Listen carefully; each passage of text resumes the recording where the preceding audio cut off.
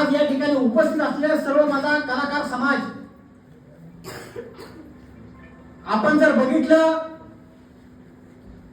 आपल्या दुःखामध्ये आपल्या सुखामध्ये हा कलावंत जातीवंत कलाकार त्या ठिकाणी आपल्याला सहभागी असतो. आपलं लग्न कार्य असू द्या,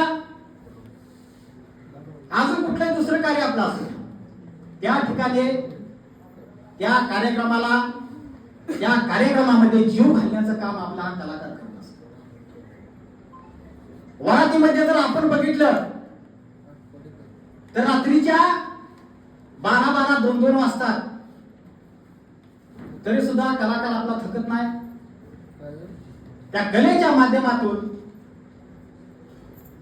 त्यांचा जो सुखाचा आनंद आहे तो आनंद वाढवण्याचं काम, त्याला प्रोत्साहन देण्याचं काम आपले कलाकार बंधू करत असतात. प्रामुख्याने जर महाराष्ट्रामध्ये जर आपण पाहिलं तर माझा फलाट समाज या कलेच्या माध्यमातून अनेक पिढ्या वाजवण्याचं काम करत आहे. गाव कुसाबाहेर राहणारा हा माझा समाज दलित समाजामध्ये निर्माण झालेला हा माझा समाज, मागासवर्गीय समाज, आज या समाजाची ओळख वाजंत्री म्हणून होते. बऱ्याच ठिकाणी बघितलं आपण, पूर्वीच्या आपण बऱ्याच ठिकाणी काळामध्ये आपण बघितलं तर हा माझा समाज उकरड्यावरती बसून लग्नामध्ये जेवल्या. बोला. आज या समाजाचा कार्यक्रमामध्ये प्रामुख्याने हे शासन आटपडे दखल घेताना दिसत नाही. कलाकारांचे अनेक प्रश्न आहेत, पेन्शन असेल, मानधन असेल, त्याचे अनेक प्रश्न आहेत.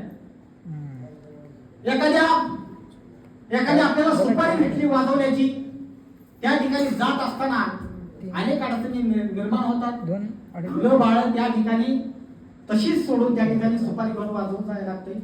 4-4, 5-5 दिवस बाहेर थांबावं लागतंय आणि रात्र दिवस वाजवायचं आहे एवढं सोपं नाही. पण त्यांच्या ह्या वेदना कधी कळणार? सरकारला त्यांच्या वेदना कळल्या पाहिजे. कलाकारांना सुद्धा मानधन सरकारची योजना, परंतु सरांनी मगाशी सांगितलं की प्रमाणपत्र नसल्यामुळे त्यांच्या त्रुटी ते अर्ज बाद होतात. म्हणून मी बीडीओ साहेबांशी सुद्धा आम्ही बोललो, सर आणि मी, की सर जे कलाकार आहेत त्या कलाकारांना जे काही त्यांचे प्रस्ताव तयार केले जातात त्या प्रस्तावासाठी तुम्ही मदत करा, आम्हाला मार्गदर्शन करा आणि आमच्या कलाकारांचा अर्ज तुम्ही भरून घ्या. साहेब सुद्धा होकार दिला. साहेब म्हणजे होय ठीक आहे, काय अडचण नाही, सगळे कागदपत्र त्यांनी सांगितले, कागदपत्र जो आम्ही प्रस्ताव तयार करू.